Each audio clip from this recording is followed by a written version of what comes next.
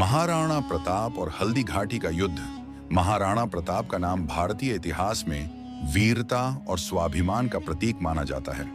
वे मेवाड़ के 13वें शासक थे और मुगल सम्राट अकबर के अधीन नहीं गए। महाराणा प्रताप का जीवन संघर्षों से भरा हुआ था, जिसमें सबसे महत्वपूर्ण संघर्ष हल्दी घाटी का युद्ध था। हल्दी घाटी का युद्ध 18 जून 1576 को मेवाड़ के महाराणा प्रताप और मुगल सम्राट अकबर के सेनापति राजा मानसिंह के बीच लड़ा गया। यह युद्ध मेवाड़ के राजसमंद जिले के हल्दी घाटी क्षेत्र में हुआ। इस युद्ध का मुख्य कारण था महाराणा प्रताप का अकबर के अधीन होने से इनकार। युद्ध की पृष्ठभूमि मुगल सम्राट अकबर ने भारत के विभिन्न राज्यों को अपने साम्राज्य में मिलाने की नीति अपनाई थी। उसने कई राजपूत शासकों से संधि की थी, लेकिन महाराणा प्रताप ने अकबर के समक्ष झुकने से इनकार कर दिया। उन्होंने स्वतंत्रता और स्वाभिमान को सर्वोपरि माना। अकबर ने बार बार दूत भेजकर महाराणा प्रताप से संधि का प्रस्ताव रखा, लेकिन प्रताप ने इसे ठुकरा दिया। अंततः अकबर ने युद्ध का मार्ग चुना। हल्दी घाटी का युद्ध 18 जून 1676 की सुबह हल्दी घाटी के संकरे दर्रे में युद्ध शुरू हुआ।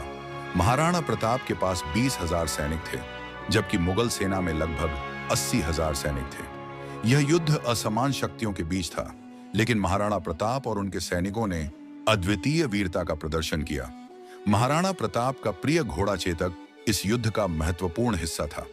चेतक ने महाराणा प्रताप को कई बार मुसीबतों से बचाया।